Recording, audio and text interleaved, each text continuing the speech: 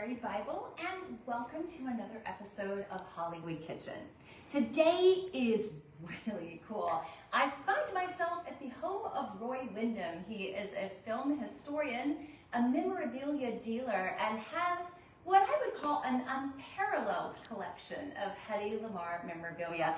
I've been in some pretty cool homes and collections, but this is in a class by itself. Well, thank you. You're welcome. Thank you for having me. Yeah, I've been collecting on Hedy for 50 years, so I've accumulated quite a few pieces of memorabilia, a lot of posters and photos and personal artifacts. So I'm happy to show everyone some of what I have. Well, thank you. We are going to see a lot of incredible treasures. For those watching who may not know anything about Hedy Lamarr, if you had to describe her in a nutshell, what would you tell people? Well, Hedy was a beautiful actress. She was a mother. She was an inventor. And she was just a person who loved life, very curious, wanted to learn everything she possibly can. And she loved enjoying it with her kids. And she also enjoyed acting. And she basically invented Wi-Fi, which is what is bringing this episode to you as we speak. Yeah, so, in 1942, she came up with an invention of frequency hopping, which has evolved into Bluetooth and Wi-Fi technology today. All right, so first things first, we're going to start out with a recipe that you personally made for Hedy because you knew her. Yeah, we became good friends, and every time I went to visit her, she always wanted my pasta salad.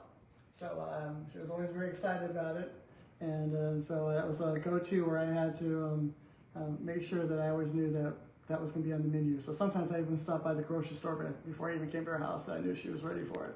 That's awesome. Well, we are going to eat that pasta salad and find out how Roy made it. So let's go in the kitchen and get that started.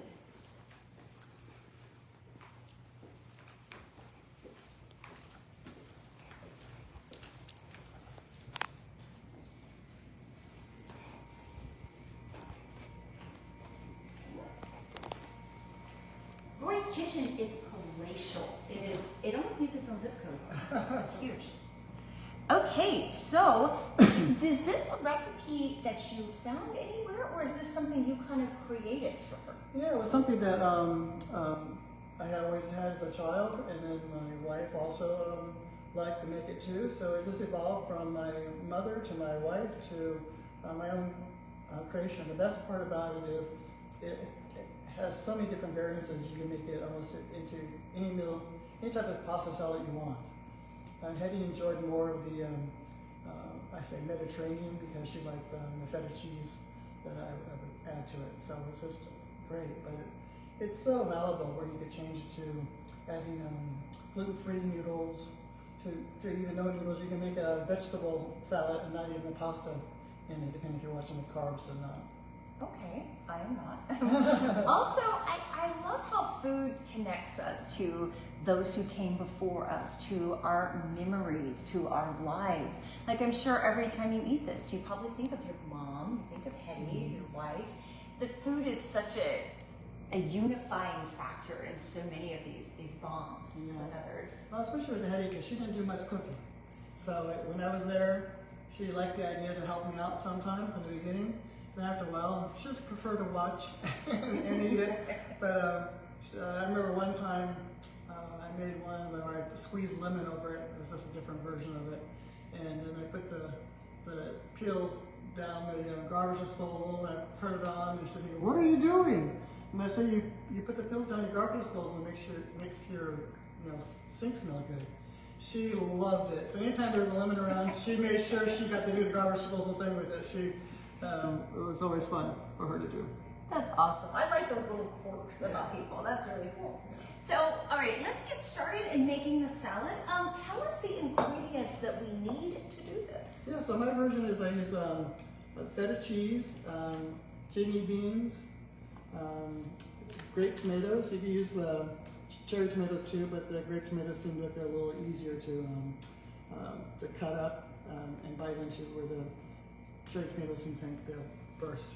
Okay. And then zucchini, some broccoli,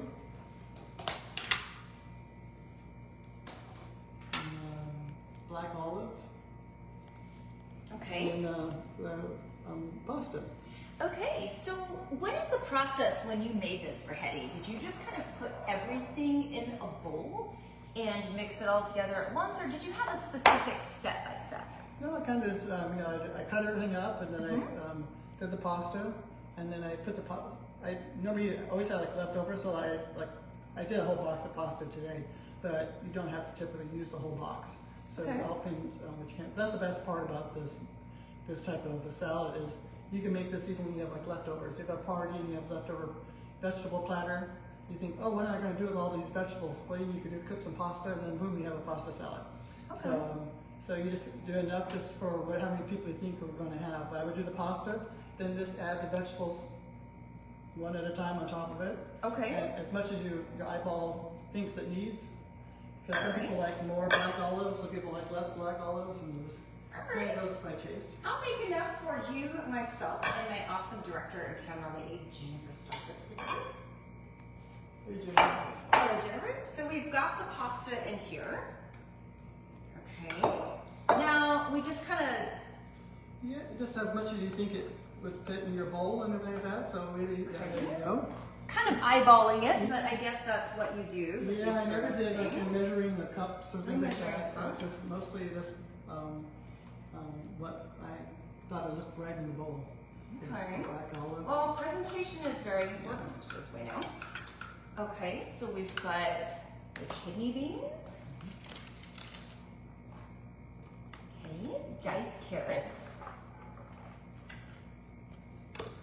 Feta cheese. Okay, the grape tomatoes. And we've got some minced diced garlic, which is right here.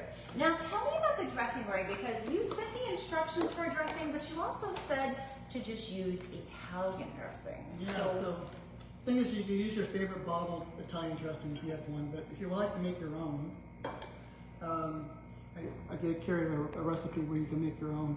Generally for Hedy, I kind of, I didn't want to spend a lot of time in the kitchen doing a lot of cooking. I want to spend time visiting with her. So a lot of times I would just do the bottled dressing. And again, I made this for her 40 years ago. So it's like, I can't remember how easy it was to get bottled dressing back then, but it was still available, but not like today where there's so many different choices. And the recipe I gave you, typically most Italian dressings you make, have you add sugar. And I don't add sugar to mine because the kidney beans have a little sweetness to it. So I don't think it really needs any extra sugar. Okay. It's your own taste. Now, do you put the dressing on it now, or do you put it on right before you eat it? No, that's at the end, and then you kind of toss it all together. Okay, well, I'm going to add a little dressing. Because the best part is the Italian dressing normally has little flakes and little bits and pieces inside. So when you mix it up, it gets stuck in the pasta. And Okay. All right, we're going to toss this. Rosie asks, when did cherry tomatoes become grape tomatoes? Honest question, I've noticed a shift. Ha ha. cherry tomatoes are round. Grape tomatoes are oblong. Oh, I must have bought the wrong kind. No, I think I did buy the right kind? I think you did. It said grape on the package. They taste like a grape. So, well, look at this. This looks really beautiful, really colorful, and nice. Yeah, very easy, very simple. The hardest part is doing all the chopping up. But you also go on the easy way out. You could get a lot of the vegetables already pre-chopped nowadays. You get bags of things but you still have to cut things up because like the little baby carrots still are too big to put like into a big salad. And also you could add shrimp or shredded chicken or salami, or you could add so many different things to this Yeah, you definitely can. You could change it up to anything you want. We're making a pasta salad. We can add pepperoncinis to it. You can get a little salami medallion slices, and you can cut them into quarters and just add it in there and give them more of a pasta salad flair. And you can use calamari olives, so many different variances. And if you don't want to use pasta at all, and you still kind of want a pasta feel, you kind of even do your zucchini, like a zucchini spaghetti, where you could kind of julienne it and gives it a little bit more of a pasta look. So. Okay, and as always, I will post Roy's full recipe at HollywoodKitchenShow.com, probably a day or two after this episode, so you can get the whole thing. Yeah, that's very cool. All right, well, I think this looks lovely. This certainly looks like an easy, customizable summer entree. Yeah, it's a very, very nice looking in the bowl because there's so many different colors. And you can freshen it up for summer by doing cucumbers and, a squirt of lemon inside of it and different things like that. Kind of brighten it up and make it a little bit more fresh feeling of flavors. Okay. All right, so the food now out of the way, shall we look at your incredible collection? Sure, if you like. All right, let's do it. We've got people from Delaware, Virginia, Florida, and Amsterdam watching right now, Hi, everybody. Oh, hi, Amsterdam. and Central California. Others. I like that. All right, Roy, this poster collection is astounding. Yeah. Oh my gosh. When I first started as a dealer when I was 17 years old, I kind of did all the flea markets and garage sales, and I would buy whatever I could find, and I would sell those items. But when I became a full-time business where I was able to travel overseas, I started going to Europe and buying international posters for the American films. So I was primarily a poster dealer, and I kind of specialized in the large European posters. But of course, every time I went to another country, I always tried to find Hedy Lamarr posters. So this is the accumulation of some American and international. So here on the wall are 3 U.S. American 3 sheets. H.M. Pullum Esquire, White Cargo, and The Conspirators. And they make a larger poster called 6 sheets, which is like 2 of those together. And sometimes I have 2 of those on the wall. And those are quite spectacular. I had even taken them to Hedy, and she was like, "Where did you find these posters?" So she was pretty excited to see them. What strikes me, Roy, is the condition these are in. These look so pristine. Yeah, well, a lot of times the big posters, when you find them, they were almost brand new, not used, because a lot of the theaters, when they hung up the really huge ones like this, they were pasted to walls, so they didn't survive. Wow. So a lot of these have survived because they were never used by the theater.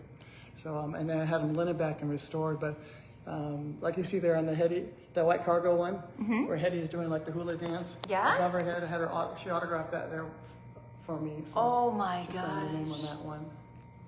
Now, out of all the foreign posters, which one, is there a certain country or certain artist that you gravitated to most? Because one thing I love about the foreign posters is they have such a different flavor than the American. I kind of prefer them.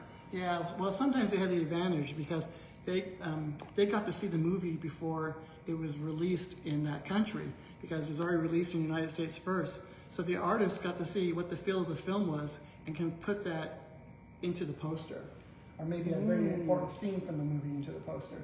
So it's so they would get the whole press package, the press book, photographs, and then the artist would create that poster for that country. So it's like this one here is from Italy for a Zickville girl. Oh, wow. Again, I had Hedy sign that one for me. She loved that film because she loved working with Judy Garland. They were best friends on the set, spent a lot of time together. She had a great friendship with James Stewart. They lived on the same street, so they would see each other quite often at their homes. And it's a beautiful, this is a very famous Italian artist, Brini. So his posters are pretty collectible. Wow. And then next to it, this one is Hedy's favorite poster. She loved this one when I showed it to her. It was her production of the Love of Three Queens in Italy. It was released as the Caravan of Illusion. And but she liked it so much I offered her the full-size poster, but she said she didn't want a big poster like that. So she had me photograph it and make her 11 by 14 of it. And she had that hanging up in her home. Is that an artist's signature to the right Yes. over there? Wow. A lot of the European posters are signed by the artist. But American, they're not. No, sometimes they didn't sign it, and it was actually considered a downgrade if you're an artist to be doing movie posters. So a lot of the artists didn't want to put their names on the posters. Wow. I think these posters are beautiful. Oh, they're so gorgeous. How can you go wrong with Hedy Lamarr's face on it? You know? Right? They're absolute works of art. Yeah. I love this one. I was just watching this the other night with William Powell and Turner Classic Yeah, Movies. this is from Argentina, and it's Oh for my the film gosh. The Heavenly Body with she and William Powell, which they had a great friendship on the set. She adored him. He was so funny, she would say. And she said she goes, I understand why so many women have fallen in love with him, just because he was so funny and so charming. Now tell us about Samson and Delilah, because the Hollywood Heritage Museum is currently doing an exhibit about the ladies of Paramount. And of course, this is a Paramount film with Hedy. Yeah, this is Hedy's first Paramount movie, and 1949, Samson and Delilah. And it was their biggest money maker at that time, and it was the biggest box office in film history. Second to, actually I think it was tied with Since You Went Away, but Gone with the Wind was #1, and then Samson and Delilah was the biggest box office success at that point. Big Cecil B. DeMille epic. This one's from Spain. I have a whole exhibit at the Hollywood Heritage Museum where I have other posters from France and from Japan and from Egypt. And I have a friend of mine, Bridget, has contributed her cape that Hedy wears in the film. That's on display, a gold lame cape from the film. Wow. And other artifacts. And another signature down there, Jose Maria? Yeah. Wow. From Spain. And then this one, the face that launched 1,000 Yeah, ships. this is when Hedy started her own production company. And she did a story of Helen of Troy. And when she was making it, Jack Warner also was making his Helen of Troy film for Warner Brothers. So he copyrighted the title, so she couldn't use the Helen of Troy title, so she came up with the face that launched 1,000 ships. Well, if anybody's face throughout history could launch 1,000 ships, it would be Hedy's. This is a very rare poster. This is the only one I've ever seen in all the years of collecting. And Hedy loved this film. She put all of her money into making it, and it was a financial ruin because Jack Warner did not want it competing with his Helen of Troy. So he told all the distributors if they showed that film in the United States, he would not allow Warner Brothers films to be shown in their theaters. So it never got a theatrical release in the United States. Oh my gosh, And that's she terrible. lost all of her money at that time. Even though she was married to a very wealthy Texas millionaire, she used all of her own personal money to do her own films in Italy. And by them not being released in the United States, she lost all of her money. And when she divorced, she was literally broke, and that's why her divorce case lasted so long, because she had no money. Oh, that's terrible. Gosh. What about that poster over there in the corner of Films Liebst?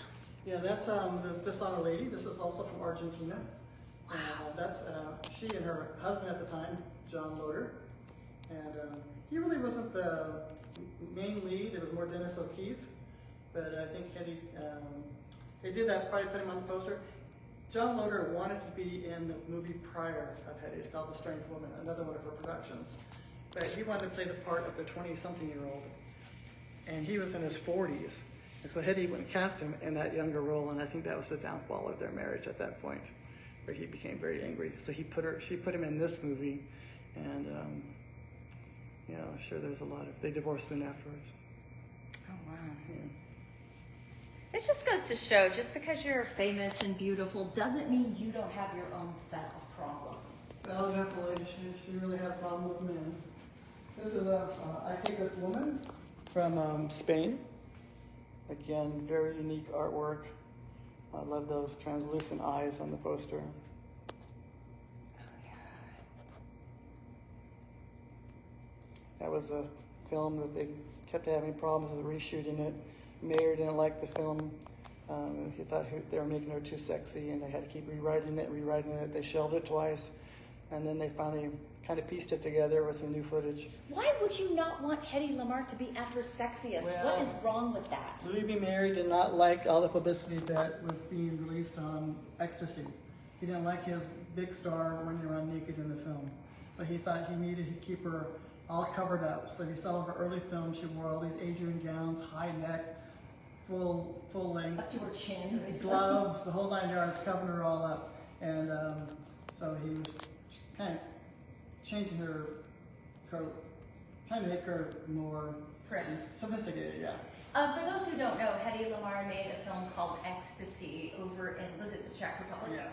And she is 100% fully nude. And at the time, this was extraordinarily controversial. So Yeah, it was. It gained a lot. It actually won a lot of awards. It won the Venice Film Festival Grand Prize, And it's actually a very good movie. Yeah. It was just sensationalized because of the nude scene and a couple other scenes in there which were a little risque at the time.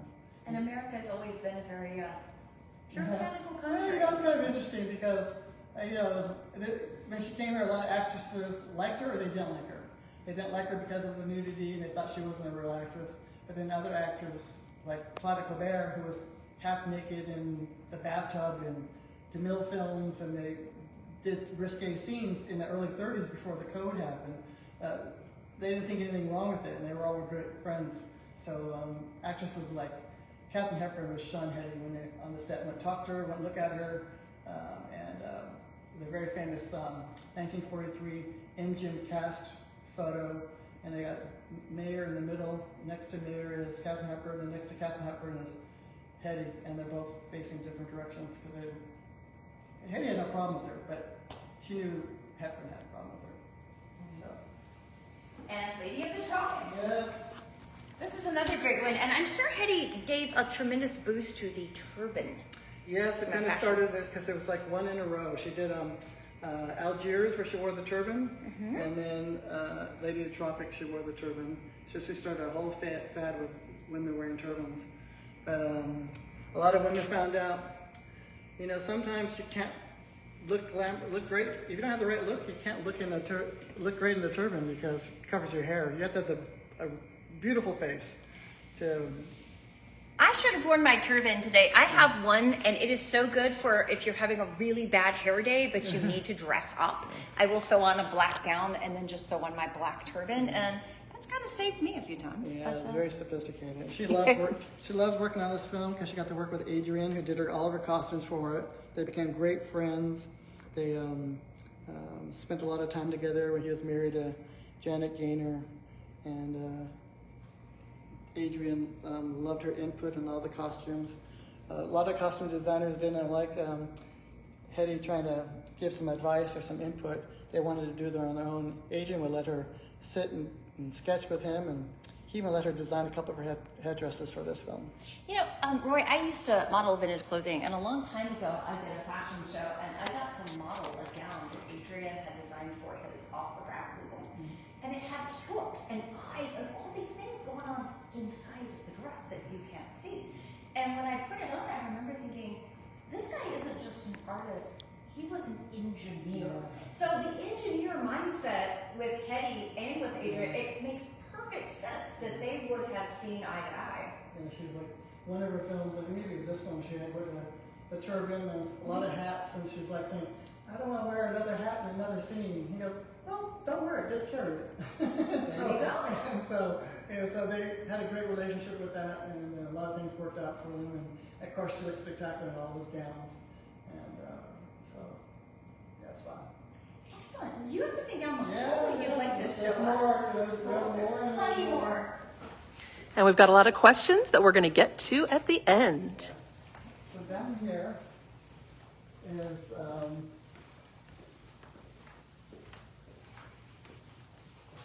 a painting of Hedy done by her fiance at the time, Reginald Gardner, 1938. Something I have always wanted since I was 15 years old, and I'm so happy to own it. Reginald had always kept it in his collection, and he passed away in the 60s, I believe, and then his wife ended up keeping it, and then I ended up buying it from the estate when the son died at an auction. So very happy to have it. Hedy was very thrilled that I got it. She always thought I should own it, and I do now. So it's been nice. It's been an exhibit. So it's called Scorpio. Again, 1938. Reginald Gardner was an actor also, and only he knows the references to why he put the whip in her hand and barefoot and with the rose. But it's a very vampire-esque, very Morticia looking. Yes. For 1938, it's very ahead of the time, the whole look of the painting. Something tells me there's a story behind this that we will probably never know. I know. So it's just called Scorpio, and I'm assuming all the lights and things like that, the stars, is probably the constellation of Scorpio. And if you look at the end of the whip, it has the Scorpio emblem. Oh, wow. And show us the behind-the-scenes picture of Hedy with the painting. That's so cool. That's 1938 originals doing that painting in his backyard. And Hedy's like, I'm not sure if I like it or not. Very cool. Yeah. And this has been on display in the past at the Hollywood Heritage The Museum. first time ever displayed by me was at the Hollywood Heritage Museum, which is nice. Okay, we're going to go down the hallway over this way. I'll show you. Just for fun, one of my friends is a Disney animator, very famous Dave Woodman. He does Dave Woodman on Facebook and Dave Woodman caricatures on Facebook. And he did that of Hedy for me as a gift. His famous thing, he designed Ursula for the Little Mermaid. That was his creation, and many other famous things. He's an incredible artist. I love him so much. Very cool. Now we're going to go in here and tell me about this. Yeah, I never thought I would own a museum piece, but this is a sculpture that a famous Icelandic woman, female artist, did in 1938 of Hedy, and there's a picture of her Hedy posing with the statue. But it's Nina Simonsen was the artist, and it was exhibited in the 1939 World's Fair. It's been exhibited all over the place, including the Louvre. And I never really knew what happened to it. And then I guess she had always maintained it in her collection. She never sold it. It was one of her pieces she always continually presented when she had an exhibition, just for her own personal favorite sculpture. And finally, the family ended up selling it. And I finally got it. So it's solid granite. It weighs almost 100 pounds. I think it's 98 pounds. It's pretty spectacular. And I see this is a portrait of Hedy, and it's signed to you. It says to Roy, a true example of what a friend is for. Fond love, Hedy Lamarr. Yeah. So she signed a lot of things for me. She was such a sweet woman, and she finally said, this is going to be the last time I put your name on a photo, because one day you're going to want to sell these photos, and who's going to want to buy a photograph to Roy? so after that, she would just put her name. She wouldn't put that in, but that's the sweetest inscription I ever imagined to get. And of course, it's a photo that was taken for Algiers. It's spectacular. I was very happy. And we will talk about Algiers coming up very shortly. Let's sit down and look at some of your photo and magazine collection and some of these smaller items. Yeah, kind of a fun piece here is in 1941, she did the movie Ziegfeld Girl. And this is a brooch, a copy of the brooch that she wears in the film. And MGM ended up replicating it and had it for sale. You could buy it for 25 cents by sending in from Old Dutch cleanser. When I gotta admit, when I looked through all of your collection this morning, my first thought was, Hedy's glamorous face is on Dutch cleansing powder? Like, that's a little unusual, even for me. Yeah, so Hedy was a little shocked when she saw it, because she did not expect it to be on Dutch cleanser cleaning agent, but she didn't know they were replicating it at all. The MGM assumed it was their own piece of costume jewelry, but it was actually Hedy's personal brooch she wore in the scene, and it was a brooch her mother gave to her.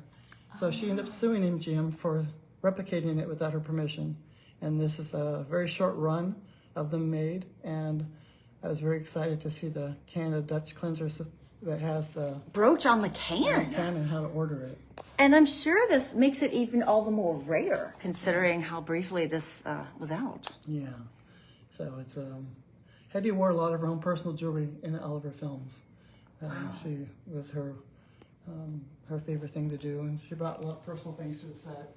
One of my favorite things that she brought to the set, I didn't bring a picture of it out, but when she was a little girl, she had a music box that was a ballerina, and she brought it on the set of Come Live With Me, and it's a scene that they do a close-up on as in her home, and she looks at it, and it's kind of endearing to know that was her own personal piece from home. Oh, wow. When she was a little girl. Tell me about the perfume. I see this perfume bottle, and it's called Ecstasy after her controversial Czechoslovakian film. So in 1966, Hedy had created her own scent. And I think she may have been like one of the first celebrities to have a celebrity scent at the time. And she created it herself. Created it herself, and had a big production of it made.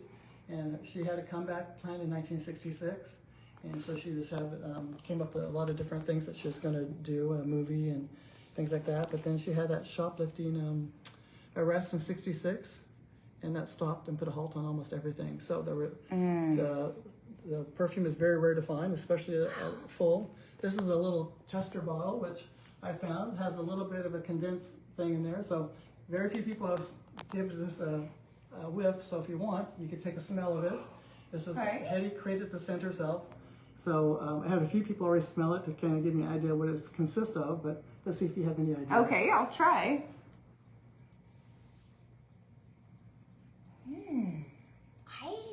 I'm not a trained perfume expert or anything like that, but it's hard to describe that smell. It's very powerful and it's very distinct. That's what Jennifer says behind the camera here.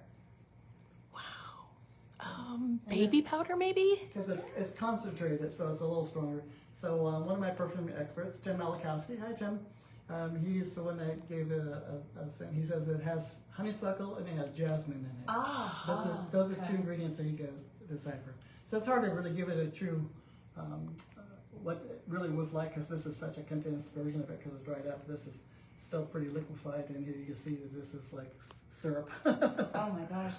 But I love the bottle because she created her own packaging and the bottle itself with the gold ties. And there's also a cologne bottle too. And it's just a shame that the 66 would have been a great year for her, but it turned out to be a disaster for her.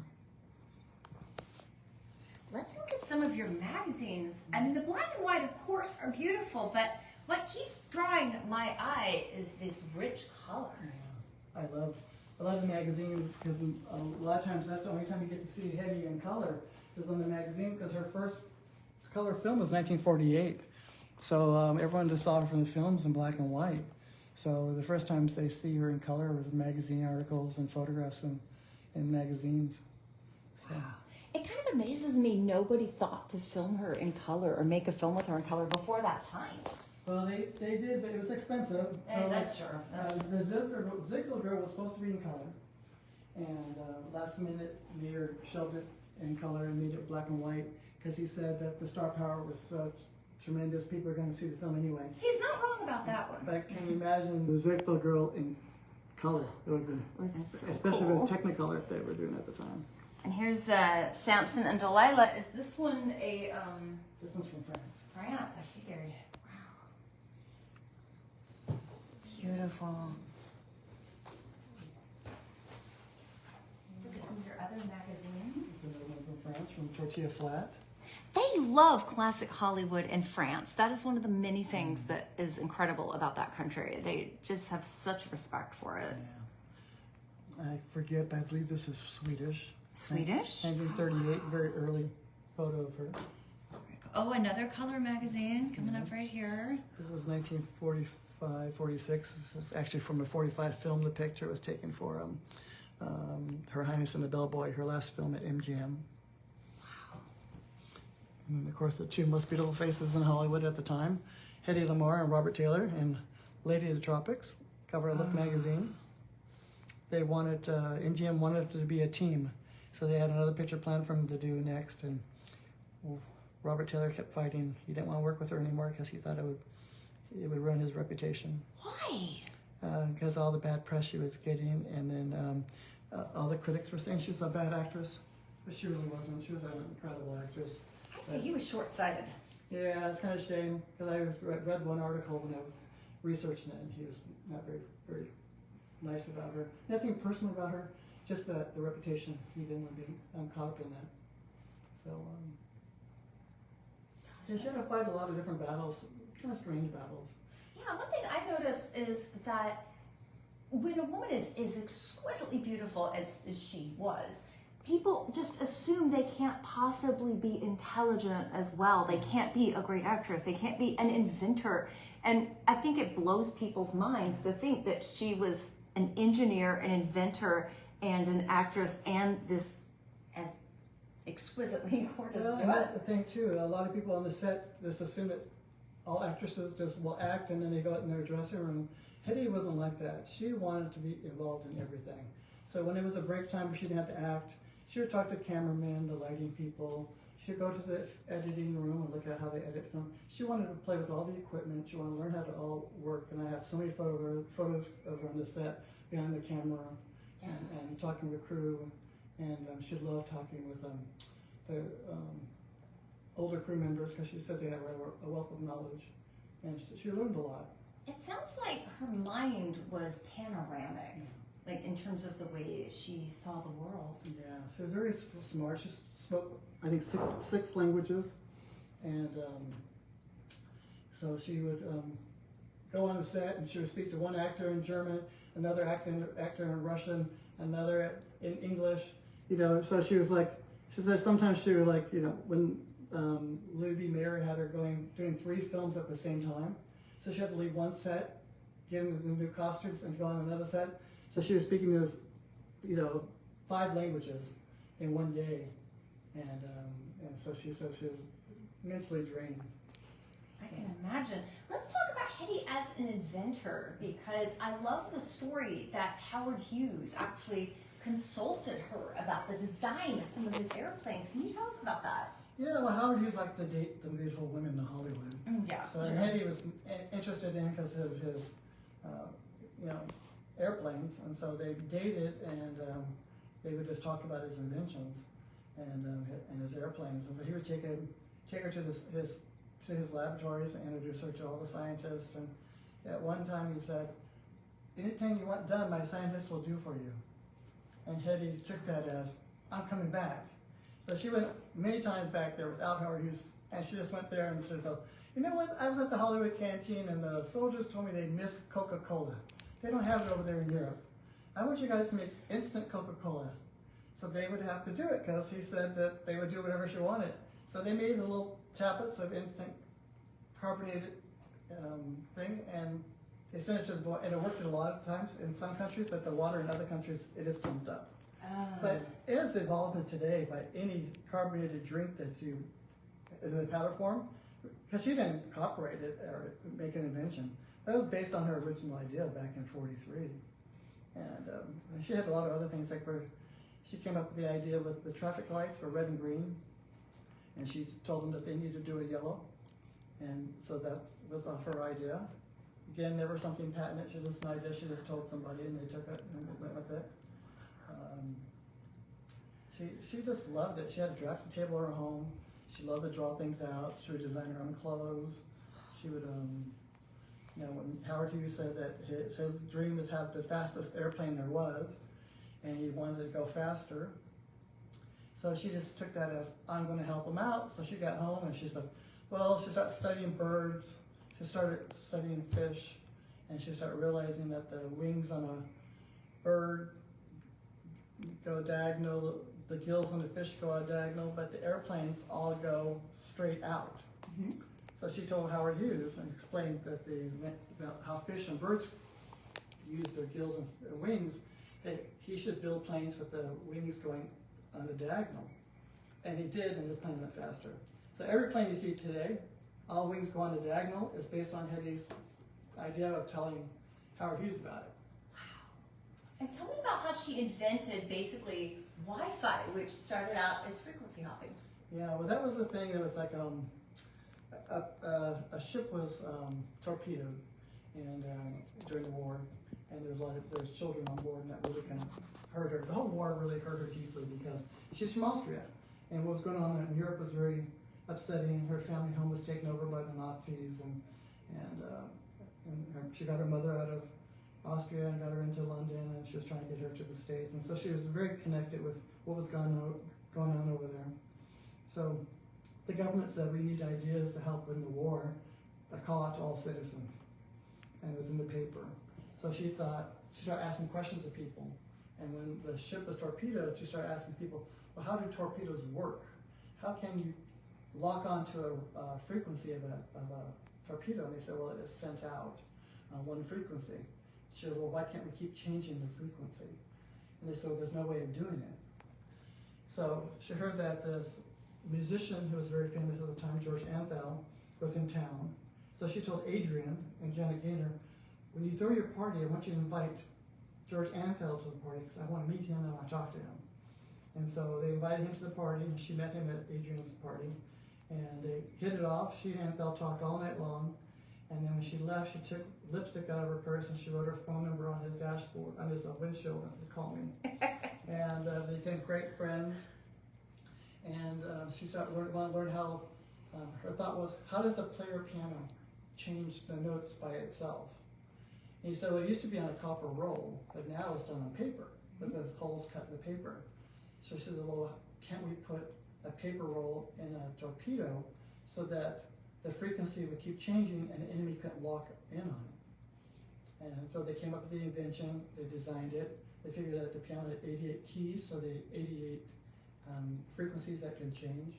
And they submitted the drawings and everything to the inventor to get a patent on it, and they received a patent, and they gave it to the government free to use to help in the war.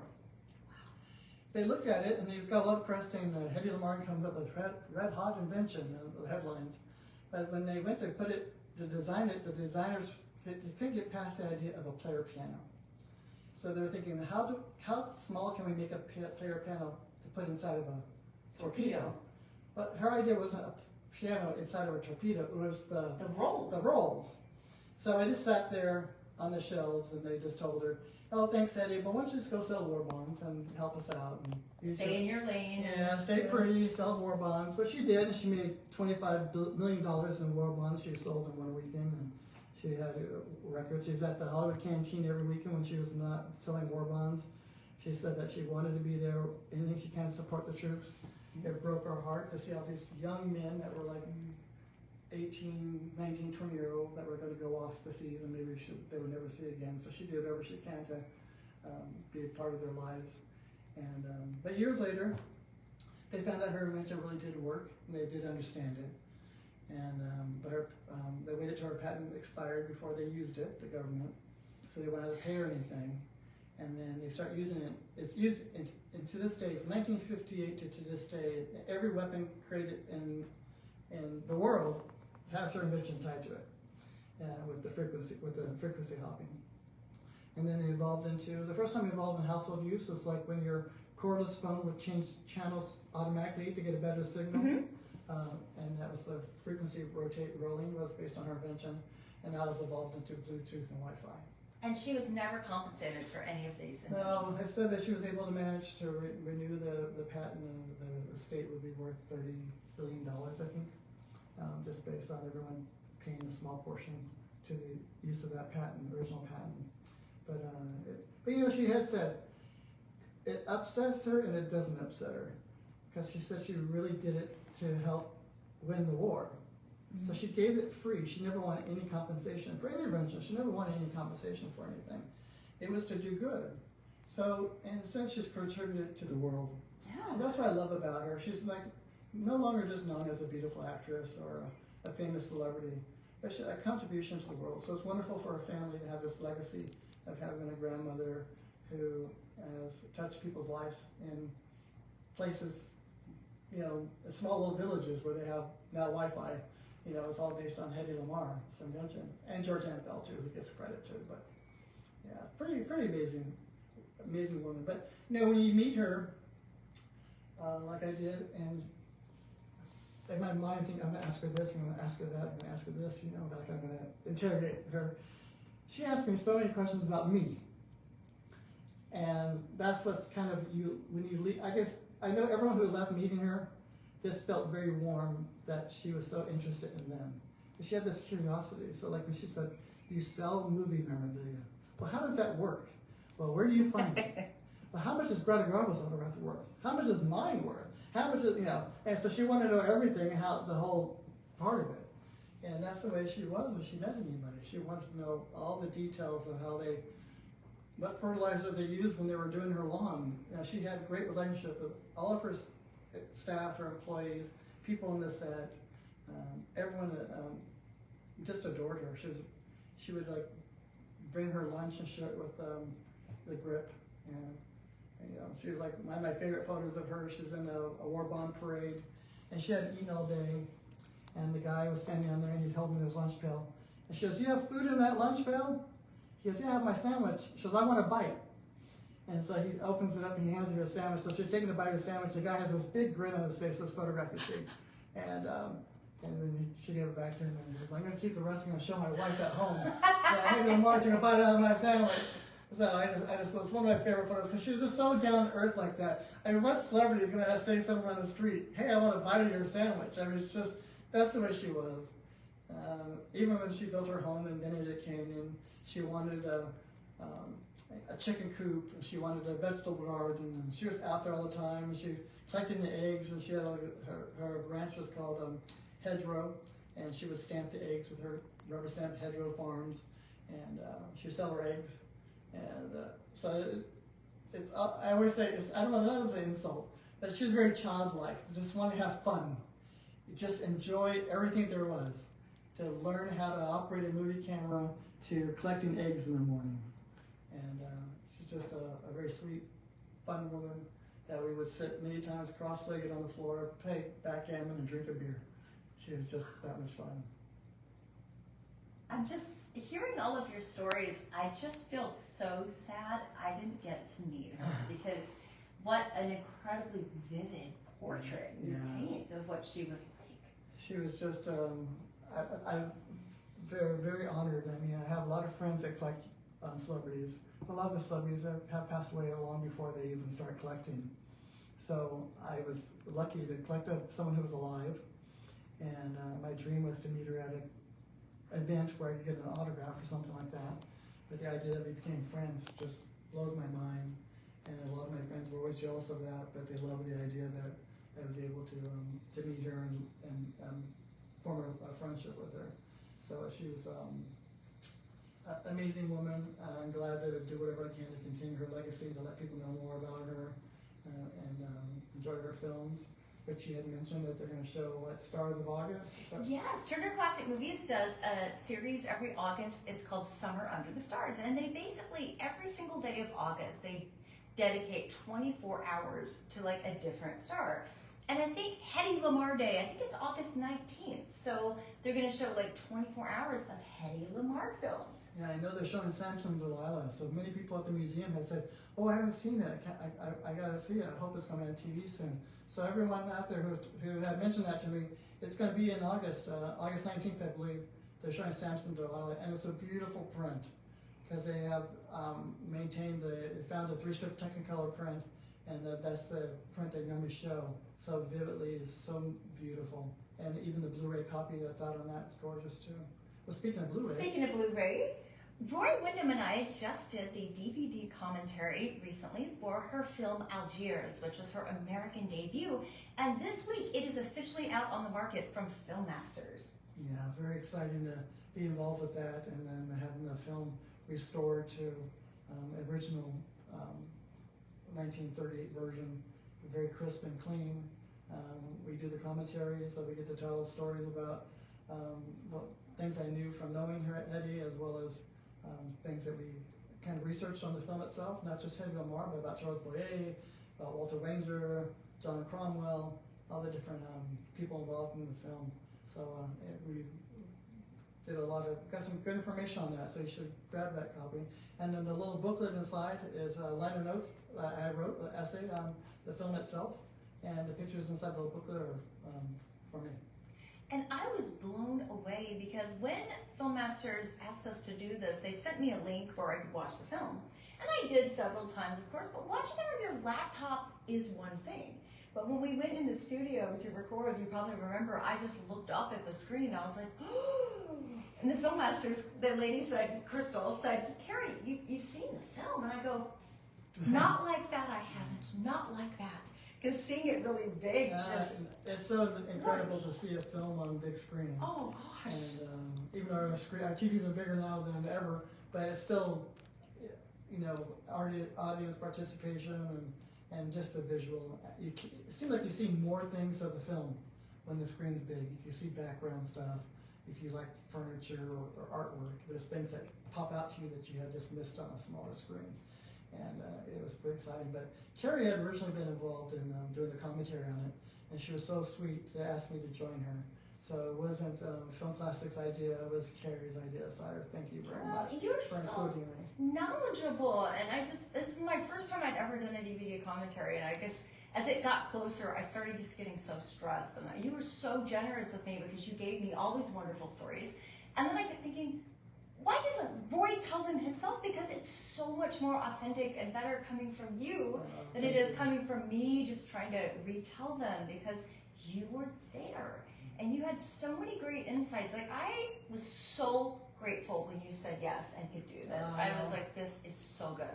Again, anytime I get involved with promoting Hedy, I do it. So I love her. You too. And honestly, Algiers before this, it wasn't really available, or what was available was terrible. So this is going to be such a treat for film fans to see it looking that beautiful. Karen says, can't wait for my copy of Algiers to arrive. Hunter says, same.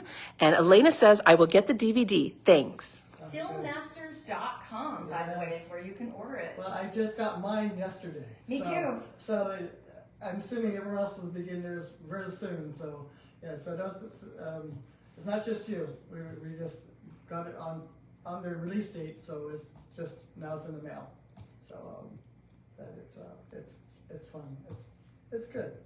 Yeah. So let's see. All right. What else do we? Are these all photographs from your photography collection?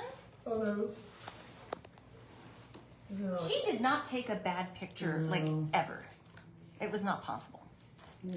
Should all people like saying, oh, does she just do B movies? I go, no, all A pictures. Oh, yeah. The top leading men. Yeah, she worked with Spencer Tracy, William Powell, Clark Gable, Victor Mature. I mean, those are no slouches. Jimmy Stewart, A-list. Judy Garland, Lana Judy Turner. Garland, Lana Turner. A-list all the way. Ecstasy, Tortilla Flat.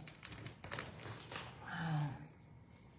How the glare is. Let me ask you this, Roy. Did Hedy ever share any beauty secrets? Because when you look at that complexion, it's so flawless. Did she have any special things that she did? Not so much that I remember her telling me. It's just that she didn't like to wear makeup at home, so she wore very little. And even out on the street, I see pictures of her all the time. She was out there with her hair in braids or curlers and a scarf. She really wasn't that concerned about her looks. Wow. And in private life. So it's always interesting that Let me ask you. I could give you one tip for her black and white photography. When she started seeing all these portraits, because that's what they did MGM in the beginning. Portrait after portrait, no movies. She was just doing studio shots. So she started noticing that the close-ups, she would get like a white shadow in her nostril and make a white glare, and that bugged her. So they said, well, we could retouch it on the negative and things like that. So she started taking rouge, and she put rouge in there so they wouldn't get the white glare. So she always had a mind thinking about little simple things like that. It wouldn't work on color photography, but black and white photography. Are these war bonds? Is this a Christmas war bond? Yeah, this is for war bonds during the Christmas time. Ah. The publicity shoot. That definitely stood out to me. Mm-hmm. There are lots of questions that we're going to get to at the end, but there are two here that are pretty cool. Hi, folks. Thanks, Roy, for giving us a look. Oh, this is from Rick. Thanks, Roy, for giving us a look inside your home and just a part of your amazing collection. Question, if Hedy would walk through the door right now, is there anything specific you would still want to ask her? That's a great question. Oh my goodness. There's probably a million things. I always feel like I cheated myself by not asking her a bunch of stuff. After you know someone for a long time, all of a sudden she's not the movie star anymore. She's just Hedy, my friend.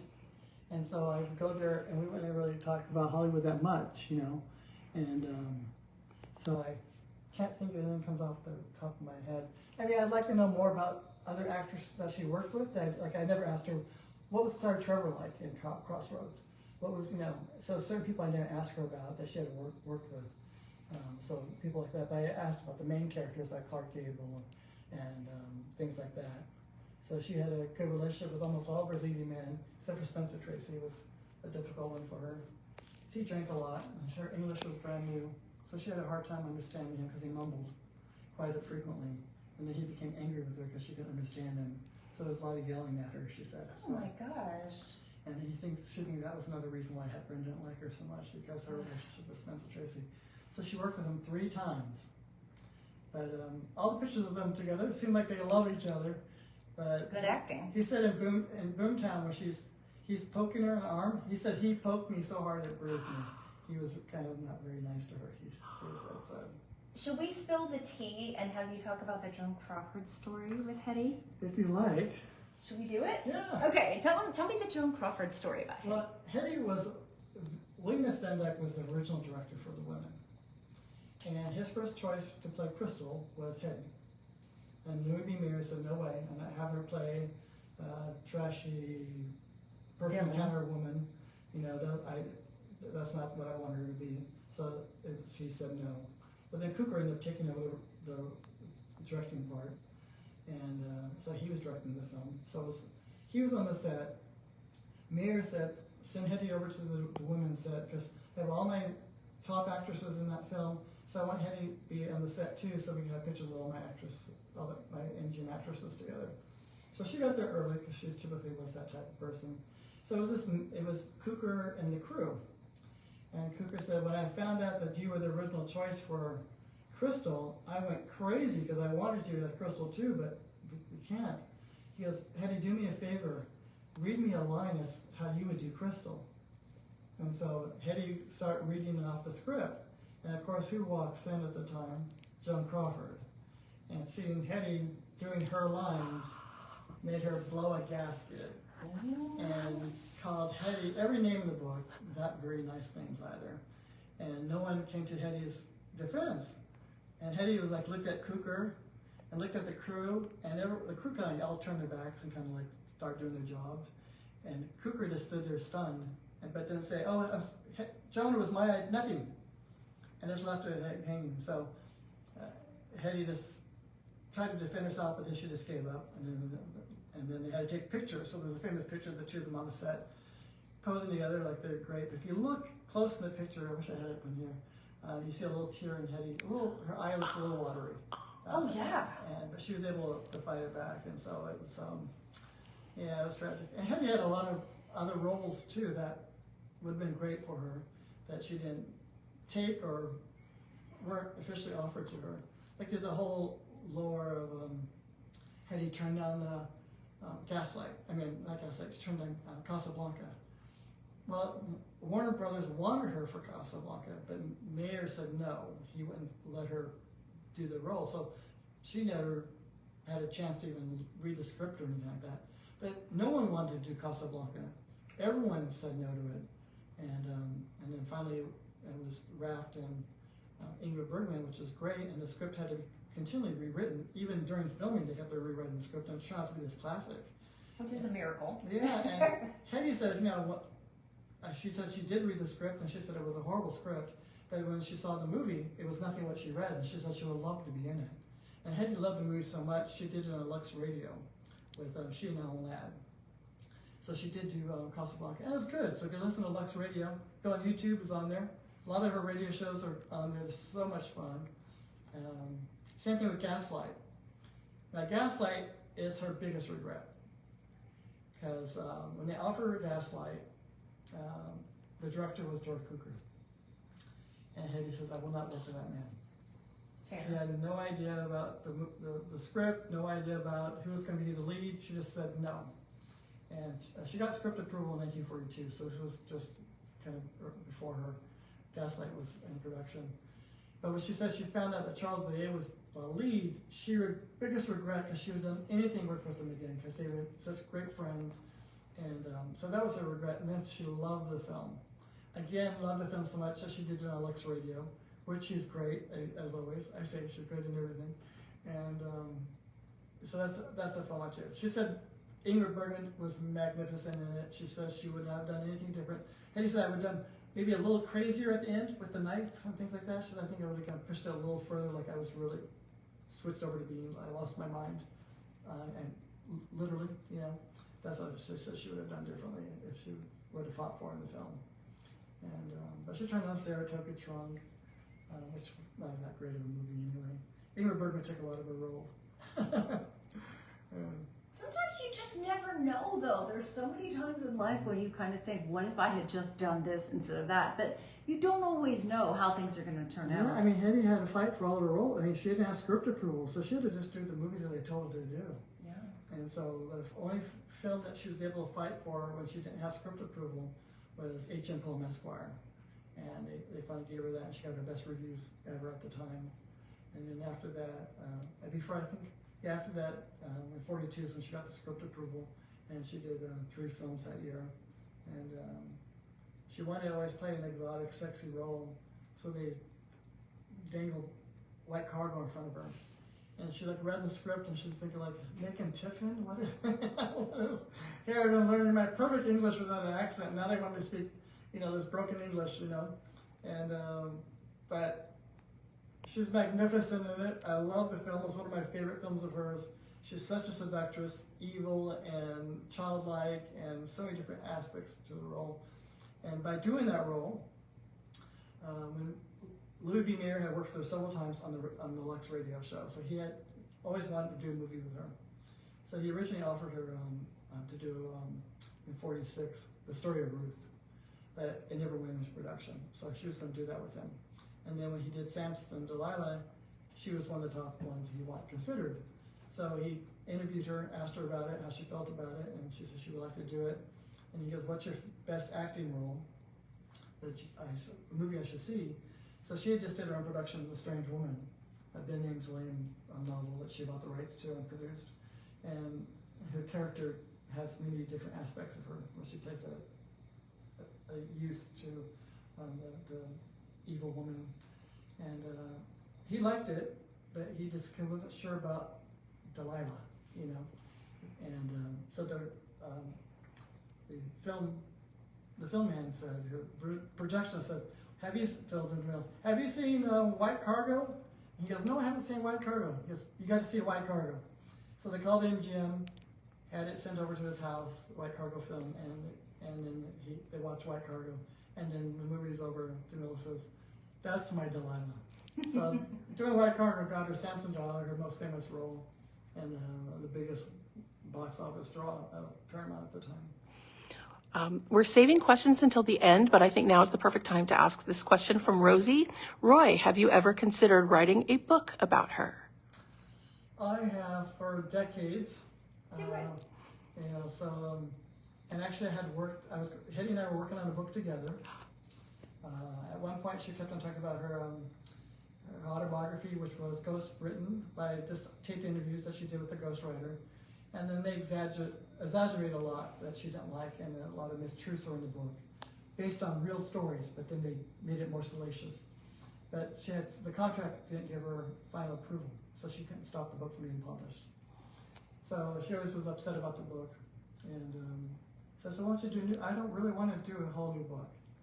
And I said, "You know, Hedy, I've been wanting to do a book.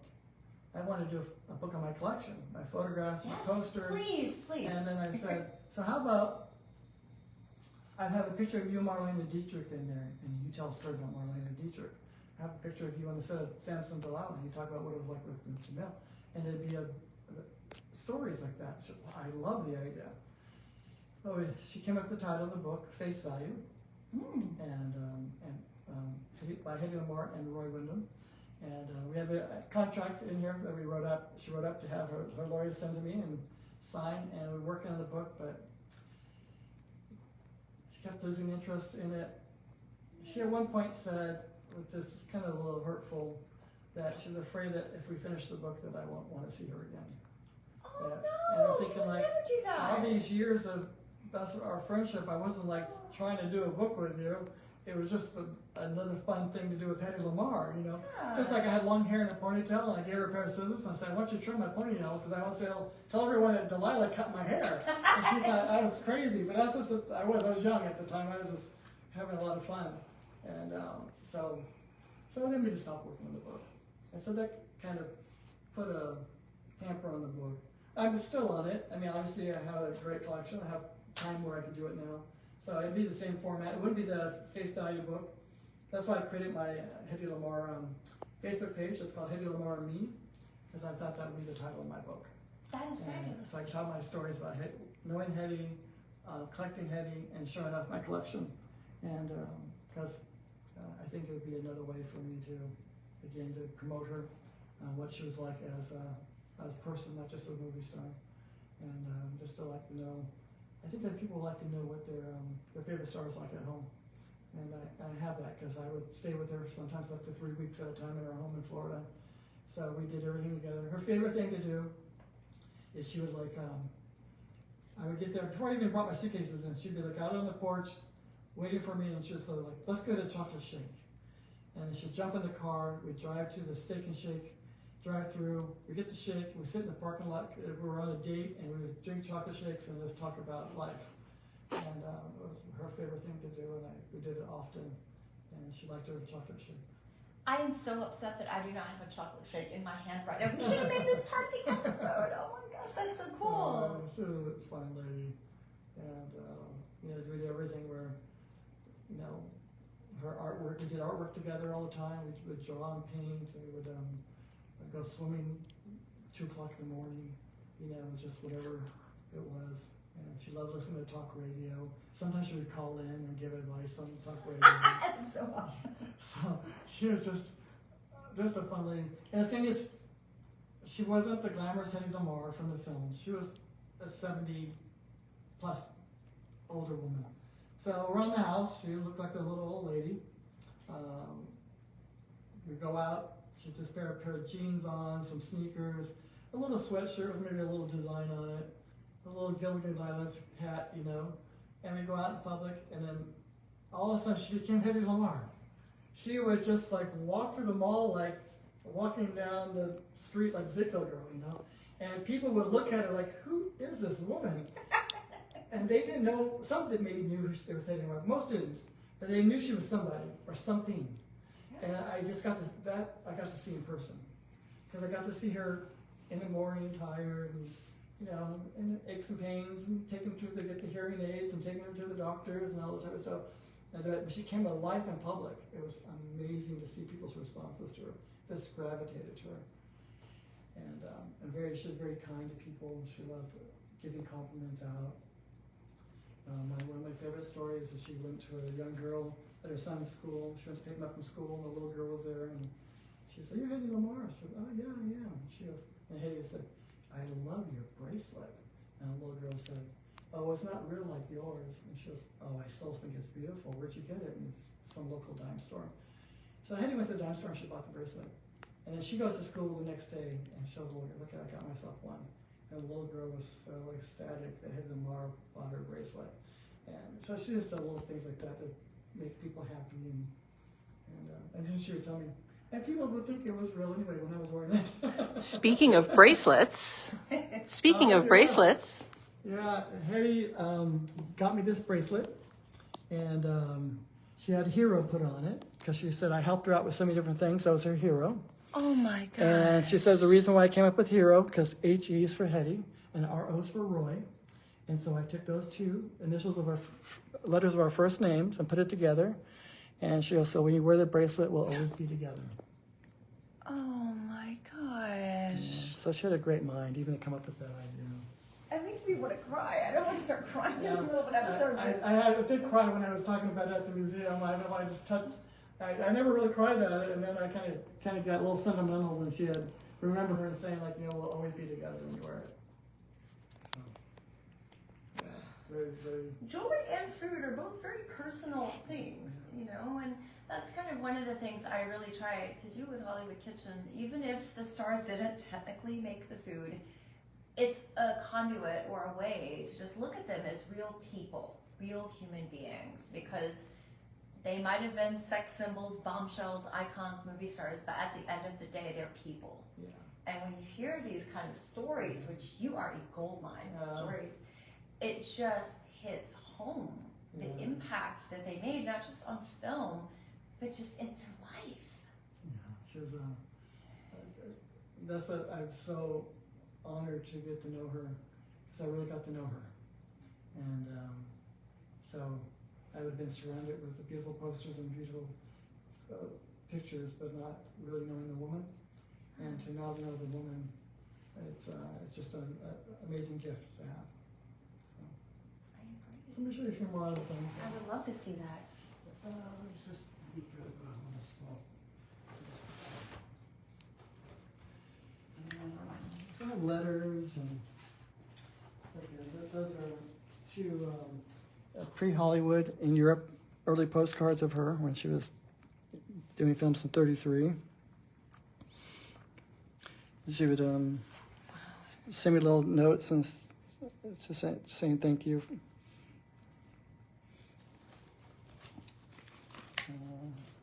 Oh, there's a wardrobe test photo. Yeah, I have some wardrobe test photos. Like this one because she's eating ice cream on the set. And that's her later in life. That's when I knew her. She's still beautiful. And she's always in a bathing suit. We just run around like that. These are great photos from when she was dating the captain in the military. He had taken her for them together. I mean, she's so, look at with those glasses and that short hair in the 1960s. My God, she looks so fantastic. Wow. And great body. Always maintained her figure. Wow. She's a huge exercise. Swam all the time. That's pretty much her exercise. Okay. And she loved to take walks and things like that and go hiking. Let's see if I can find something better.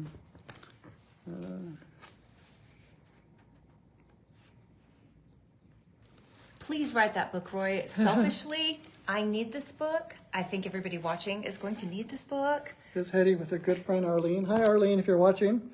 Arlene Roxbury, who's a good friend of hers. Actually, probably her closest friend was Arlene. And Arlene's a very, very sweet woman who has also kept Hedy legacy going. This is a little note that she sent to my wife. Because I was spending so much time going to Florida, my wife was all like, just go ahead, do what you have to do. That's an understanding spouse right there. So Hedy wrote this note, just let her know that don't worry about it. I don't look like those pictures that he has in his collection. So she was so sweet. It's one of my favorite pictures from White Cargo.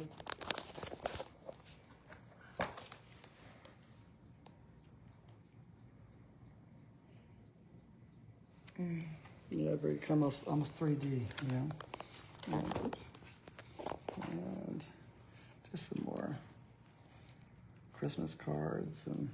Wow. Oh, here's my contract to do the book. Is that 1992? Mm-hmm. Yeah. Wow.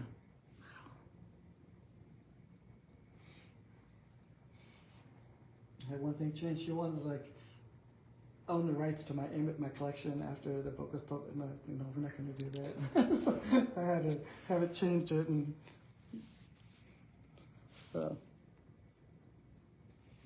Should we go in the other room too? Yeah. Because there's even more treasures, guys. There's still more. Still more to see. Tell me about this dress, Roy. Yeah, this is the dress she wore in the film Let's Live a Little. And right here is a picture of her wearing it. It's with Robert Cummings in 1948. She's so tiny. Designed by Eloise Jensen, who actually a costume designer Hedy discovered and gave her first costume designing role. Eloise Jensen was Natalie Bissart's illustrator for costume design, and so they worked together on The Strange Woman, and then Natalie was hired to do Dishonored Lady, the next film of Hedy's production, and she became pregnant. So Hedy said to Eloise, your drawings are beautiful. Why don't you become a designer? And then Hedy insisted that she be hired on this film. This has a Lois Jensen label inside.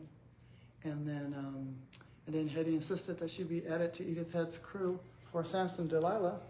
Nice. And she won her Academy Award along with Edith Head for Best Costume Design that year. And then Lois is most famously known for designing most of Lucille Ball's costumes on I Love Lucy. Wow. And then that's, so it's all based on Hedy discovering her. So I love how she just affects everyone. But this kind of came to me by accident because I didn't collect costumes ever. I really collected posters and photos and things like that. And a friend of mine said there was a vintage clothing auction that she wanted to go to. It wasn't advertised as movie star or anything. And Hedy always comes to me. I don't know why, it just kind of gravitates to me. And so I said, sure. She said, I'm afraid of bidding at auctions. Can you go with me? I said, sure. So we walk into this big warehouse and there's racks and racks of clothing. And across the room, I see a little picture of Hedy. And I just spot it, and I go to it. And it was a booklet hanging around the neck of this dress. And it was purchased at Hedy's estate in 1951 when Hedy got married to Teddy Stauffer. And Hedy put everything she wanted in storage, and she moved to Mexico with Teddy Stauffer. And so this dress was auctioned off at her estate sale in 1951 when she left the country. So the woman had maintained it in her collections, who bought it personally at that auction. And then I was just drawn to it just from a friend saying, can you come with me? And then I ended up with my first Hedy gown. Wow. And it's kind of great. I bought it, I just thought it was her own personal gown. I didn't realize it was from a film until later when I discovered it was in the film. And it's the main dress she wears in the film. So. And I love some of these 3D pieces too, like tell me about the Lucky Strike display. Hedy didn't smoke, but every once in a while she did. But when Hedy did her own production company in 1946 and 47, she did a lot of marketing and make money. So she did a Lucky Strike ads, and this is a display where they would put the cartons of cigarettes here, and you buy a carton. By the way, here's our Algiers DVD. Yes. So you'd put the cartons down there, Roy? That's where I would buy the cartons of cigarettes. It plugs in and it lights up the little circular thing. I haven't plugged it in for a while, and I don't even have a bulb in it right now. I went to see, but I have to buy a new bulb. And it's a sailor hat? Yeah, so she went on the war bond tour, and the sailor asked her to sign his cap. And so I got this from the sailor's estate at auction. And I was very excited that he had the photo of her signing it. That was pretty awesome. Hunter J says, I'm honored you have my painting in the background. Yes, I'm going to mention that, Hunter. So I love this poster from Spain, Tortilla Flat. She looks so incredibly beautiful in it. Oh, yeah. I could do without that. But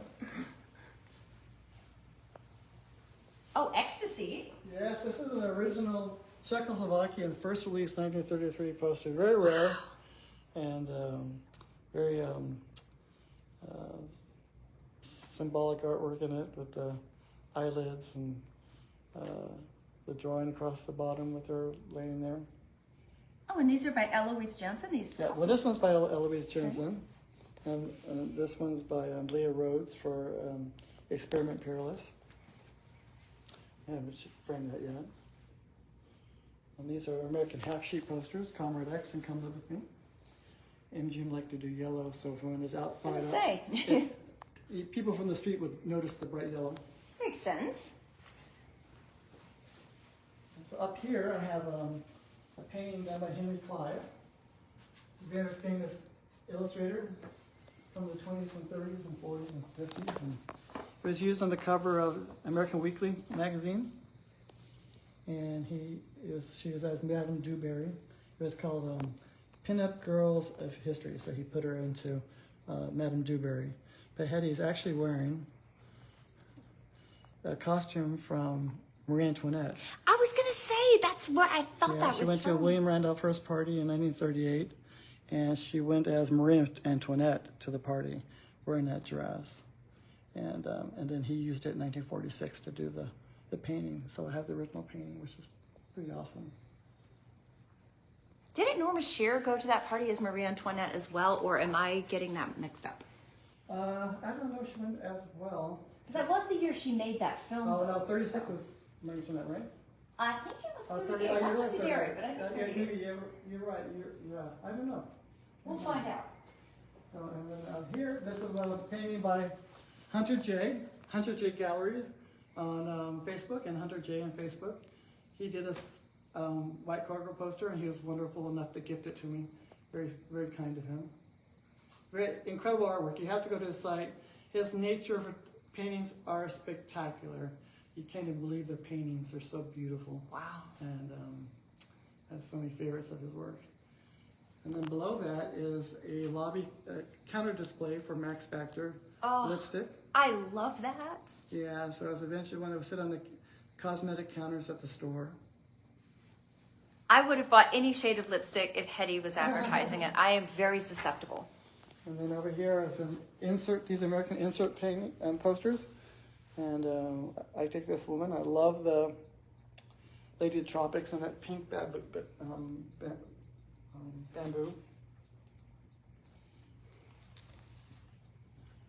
That's really beautiful artwork. And then the white cargo half sheet next to it. They don't make them like they used to. I know that's a cliche, but it's kind of true. Once again, Hedy signed it. Yes. And then Crossroads, which was this on Turner Classic Movies the other day. Mm-hmm. Her first film noir film. And she was really wonderful in it. It looks so beautiful. They put her in a lot of beautiful velvet gowns. Oh, yeah. Just gorgeous.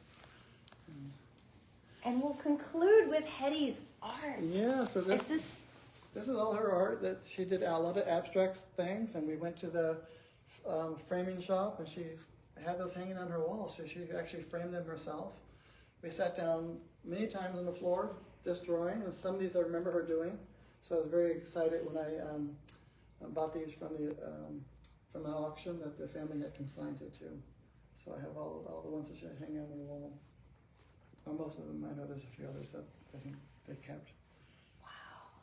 So Jennifer, what kind of questions are rolling in from So viewers? many questions. Okay, question and answer time. So many. I'm going to scroll way back here. Whee! And by the way, if stuff doesn't pop up right now in the questions and it comes up later, I'm sure Roy would be happy to log in and give you answers. So. Some questions and just some comments.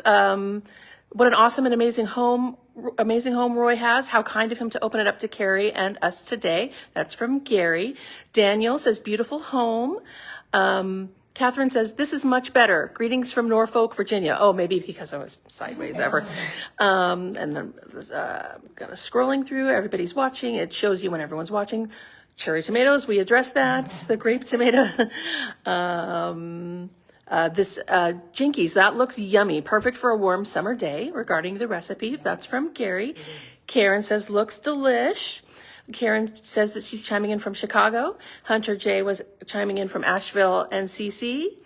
Hello from Montreal and Texas. Montreal was Mickey, and Wendy was from Texas. Still scrolling. It's showing all the people that are chiming in. Margaret chimed in from New Hampshire. I most want to see Reggie's portrait of Hedy. We did that. Fabulous. The Italian posters were far sexier, lol, says Hunter J. Meg says, greetings from Palm Springs, where Hedy liked to visit. Hedy actually even built homes and sold in Palm Springs. She had a development company where she actually designed and built homes there and sold several. Yeah. Warren asks, was the white cargo one before Wizard of Oz or after because it had Frank Morgan's name on it? Yeah, Wizard of Oz was 39 and White Cargo was 1942. So White Cargo was afterwards. And actually Hedy was very good friends with Frank Morgan. They worked on several films together, and she had a tendency to hang out with the older actors on the set because they had so much more knowledge that she loved to pick their brains. Carol Sampak says, hi, Carrie. Karen Burrows says, gorgeous posters. Elena says, looks yummy regarding the recipe. Gary says, what a cool collection of posters. Kudos. I agree with Carrie. The foreign ones seem much more colorful and dramatic. Lawrence says, hi, everyone, watching from Glendale, California, and it looks very appetizing. All right. Elena says, was Hedy's family able to obtain any compensation from her invention? No, she was inducted into the Inventors Hall of Fame, and she did receive several gifts from some monetary for her contribution to the science guild, or I think she got a $250,000. But that's when she was alive, which I would think that's why I was really like. She died in the year 2000, January 19th, and she was recognized and received several awards during the late 90s. And she didn't go to attend any of them. Her son went there and accepted on her behalf. But I'm glad that she was alive when she was finally recognized for it. And actually, I was a part of that because back in the 80s, she had told me she had this invention on a torpedo, and I'm thinking like, what? And I called the inventors patents office, and they said, we can't find a patent on Hedy Lamarr. And they said, but this young guy who's really nice, he says, well, I'll keep looking. Give me your number. And about 3 weeks later, he called me back because I found it. He said she didn't file the patent under Hedy Lamarr. She filed it under her legal name, which was Hedy Kessler Markey. She was married to Gene Markey at the time. So Hedy was even at the part where she didn't even put her real name on it, her Hollywood name on it. She just put her real name on it at the time. So so that was kind of nice. And then I think he may have told Forbes magazine. So they wrote an article on it in 1985, and it slowly kept on being picked up over the years, decades, before it hit like crazy in the 90s when more technology started happening with the internet and Wi-Fi, and then it snowballed. And it's nicely covered in the documentary Bombshell, the Hedy Lamarr story, which I have about a minute in it. But you deserved a lot more than yeah, that. well, it's a great documentary, and I said I'd be a part of it in any way I possibly can. I gave them material to use in the film and things like that. So. All right. Lawrence says, love these posters. Warren says, Carrie, why aren't the actors' names in a foreign language? I don't know. Some countries they do, like in Belgium, they have it as Eddie Kessler with a EDDY. So sometimes they do change it. I've seen one where it was Hedy Kesslova. So, but mostly it's United States printing. Adrian and Janet, lavender marriage? Yeah, well, that's what they say. Hunter says, yes. We have no proof, though, no concrete proof. And their son, Adrian, is still alive, and he claims that is not the case. Margaret Porter says, Adrian and Janet introduced her to George Antheil, her co-inventor for spread spectrum technology. Hunter says, I love the Reginald Gardner painting. Watching this person watching. Hedy was a Scorpio, birthday 9 November, says Margaret. Elena saw the painting in person, bought the postcard. That came in for the one in the hallway, the beautiful one there. The sculpture, the bust over here, blows my mind, says Hunter. Yes. Elena says, loving the apron. Elena says she was the most beautiful movie star ever. Okay, Warren says, did Hedy ever fear exploitation using her image to sell a film? No, not to sell a film that she was in. I think that's what they signed up for. But Hedy was the first actress that wanted money for appearance fees. So when she did Samson Delilah, she was a free agent, so she was representing herself, and she got paid a flat sum to do the film.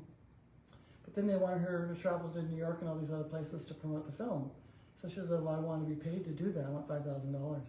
And then that kind of, then I made Paramount very happy with her, to make DeMille very happy with her. Like, oh, DeMille's going, and he's not getting paid any extra. And she said, well, he gets a percentage of the film. I don't. So I want to be paid. So they didn't pay her. They hired lookalikes. And then it became the normal standard after that, where everyone, I think Jane Russell was the first one afterwards saying, I want to be compensated for my appearances too. So she started a whole new thing. But Hedy said, you know, it takes time out of from my family. Maybe I bring my family with me, and then I'm going to pay for all this to promote a film that I've already been paid for. Yeah. So she's a very, very smart woman, very ahead of her time. And, so much. And a lot of people today in the industry are benefiting from her ideas. All right, Hunter says Lady of the Tropics may be my favorite. Rosie says regarding one of the cards we just looked at, lol that headline, why I hate my uncle. Laura says, I have lots of beautiful classic Hollywood posters and memorabilia from France. It's really true. Beautiful material that this guest has. Heart. All right. Margaret says, I seriously love Comrade X. She was so gifted in comedy and so underused in it. Definitely true. She had a true gift. Hunter J, the artist, says, Margaret Porter to Margaret, love that one too. My fave changes from week to week. Thank goodness there are enough good ones to have that problem. Monique says, multi-talented lady. Tina says, very talented artist. But I think she was referring to one of these 3 paintings that came in before. Sorry, I'm not sure which artist she was referring to. Well, They're all talented. Yay! It's a good stopping point, but if anyone has more questions, I'm sure Roy would be happy to answer them on Facebook. Yeah. And thank you so much for watching this episode. I do have a Patreon account if anybody wants to contribute. All that money goes to buy food, groceries, supplies for the show. And thank you to everybody for watching. Thank you, Roy, for letting Jennifer and I invade your house thank today. Thank you for inviting me and asking me. I could talk about Hedy forever, so that's my favorite thing to do. So anyone who needs me to talk about Hedy, let me know, because it's very enjoyable. And you can find Algiers, our commentary on DVD, at filmmasters.com. Yeah. Go to tcm.com and look up Hedy Lamarr for Summer Under the Stars, August 19th. And there's so much to plug. And HollywoodHeritage.org, so you can see the Hedy Lamarr items that Roy has on display relating to Samson and Delilah. And probably the most beautiful poster from Samson and Delilah is from France, and it's on display there right now. It is gorgeous and very sexy, by Grisson, who is an incredible French artist. You have to just go to see that. And please keep tuning in for more food, fun, and film history from Hollywood Kitchen. Thank you. Bye-bye.